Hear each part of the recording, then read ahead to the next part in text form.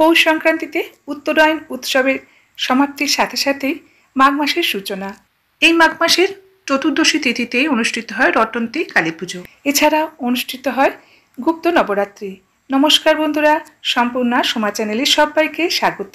আজকের এই ভিডিওতে আপনাদের সঙ্গে শেয়ার করব গুপ্ত নবরাত্রির তাৎপর্য, গুপ্ত নবরাত্রির ঘট স্থাপনা ও পূজা আচার, সঠিক তারিখ ও শুভক্ষণ। এছাড়া রটন্তী কালী পূজার মাহাত্ম্য, ইতিহাস, রটন্তীর নামকরণ কেন করা হয়েছে, এইসব বিষয়ে সব তথ্য আমি আপনাদের সঙ্গে একে একে শেয়ার করব। আপনারা আমার সঙ্গে থাকুন আর ভিডিওটি এনজয় করুন। হিন্দু বর্ষপঞ্জি অনুসারে এক বছরে 4টি নবরাত্রি উৎসব হয়, যা হলো চৈত্র নবরাত্রি এবং শারদীয়া নবরাত্রি। অন্য দুটি হলো আষাঢ় নবরাত্রি এবং গুপ্ত নবরাত্রি নামে পরিচিত। ইংরেজি ক্যালেন্ডার অনুসারে 2025 সালের প্রথম নবরাত্রি অর্থাৎ মাঘ গুপ্ত নবরাত্রি 2025 শীঘ্রই অনুষ্ঠিত হবে। অন্যদিকে হিন্দি ক্যালেন্ডার অনুসারে মাঘ গুপ্ত নবরাত্রি হিন্দু বছরে শেষ নবরাত্রি, কারণ হিন্দি ক্যালেন্ডারে মাঘ মাস 11তম মাস। ধর্মীয় দৃষ্টিকোণ থেকে এই মাসটিকে অত্যন্ত পবিত্র বলে মনে করা হয়। গুপ্ত নবরাত্রি যা বিশেষ গুরুত্ব বহন করে এই মাসে অনুষ্ঠিত হয়। 2025 সালে মাঘ মাসে 21শে জানুয়ারি শুরু হবে এবং 19শে ফেব্রুয়ারি পর্যন্ত চলবে। এই সময়ে স্নান, দান, উপবাসের বিশেষ গুরুত্ব রয়েছে। এই মাসে ভগবান বিষ্ণু এবং দেবী লক্ষ্মীর পূজাও করা হয়।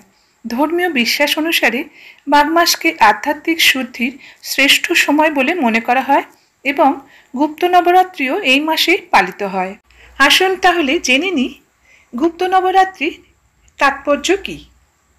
মাঘ মাসের গুপ্ত নবরাত্রি বিশেষ শ্রদ্ধার সাথে পালিত হয়। 2025 সালে গুপ্ত নবরাত্রি 30শে জানুয়ারি বৃহস্পতিবার শুরু হবে এবং 7ই ফেব্রুয়ারি শুক্রবার শেষ হবে।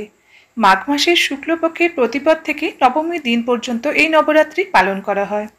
গুপ্ত নবরাত্রির সময় 10 মহাবিদ্যার পূজা করা হয়।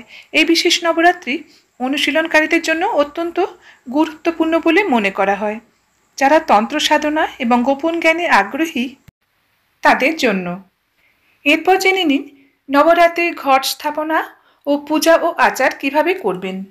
2025 সালে ঘট স্থাপনার জন্য শুভ সময় হবে সকাল 9:25 থেকে সকাল 10:46 পর্যন্ত। উপরন্তু অভিজিৎ মুহূর্ত হবে দুপুর 12:13 থেকে দুপুর 12:56 পর্যন্ত। গুপ্ত নবরাত্রির সময় দেবীর 32টি ভিন্ন অবতারের পূজা করা হয়। এই নামগুলি জপ এবং প্রার্থনা জীবন থেকে সমস্ত বাধা দূর করে এবং অনুশীলনকারীকে আধ্যাত্মিক শক্তি সরবরাহ করে।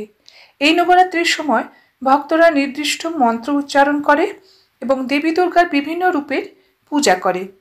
মাঘ মাস এবং গুপ্ত নবরাত্রি ভক্ত এবং আধ্যাত্মিক অনুশীলনকারীদের জন্য অত্যন্ত শুভ এবং ফলদায়ক বলে বিবেচিত হয়।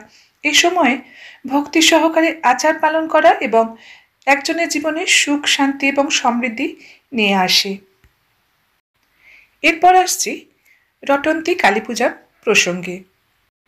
হিন্দু ধর্মে মা কালীর আরাধনা সর্বজন বিদিত। বিভিন্ন তিথিতে দেবীর বিভিন্ন রূপে পূজিত হন মা। মাঘ মাসের চতুর্দশী অমাবস্যায় হয় রটন্তী কালী পুজো। ইতিমধ্যেই বিভিন্ন মন্দির ও পীঠে শুরু হয়ে গিয়েছে এবছরের রটন্তী কালী পূজার প্রস্তুতি। এই তিথি থাকাকালীন নিষ্ঠা করে কালীমাকে আরাধনা করলে মা ভক্তের ডাকে সাড়া দেন। সমস্ত মন্দির ও অনেক বাড়িতেই তাই এই দিন আয়োজন করা হয় বিশেষ পুজোর। সারা বছরের প্রতিটি অমাবস্যায় বিভিন্ন কালী পুজো হলেও একমাত্র এই রটন্তী কালী পূজা হয় চতুর্দশী তিথিতে। জানুন এই পূজার দিনক্ষণ ও মা কালীর এই পুজোর মাহাত্ম্য। তাই প্রথমেই জেনে নিন রটন্তী কালী পুজো কবে। 28শে জানুয়ারি মঙ্গলবার পড়েছে এবছরের রটন্তী কালী পুজো। চতুর্দশী তিথি 27শে জানুয়ারি রাত্রি 7:40 থেকে 28শে ফেব্রুয়ারি রাত্রি 7:31 পর্যন্ত থাকবে চতুর্দশী তিথি। এরপর জানিয়ে দিই রটন্তীকালীন নামকরণের কারণ কি। রটন্তী শব্দটি এসেছে রটনা শব্দ থেকে, যার অর্থ প্রচার হওয়া। মনে করা হয় এই বিশেষ দিনে দেবীর মহিমা চতুর্দিকে রটে যায়। মুক্তকেশী মায়ের মহিমা এই তিথিতেই সর্বস্তরে রটিত হয়ে থাকে। আবার লোককথা অনুসারে শোনা যায় ওই দিনই দেবীর ছিন্নমস্তার আবির্ভাব হয়েছিল।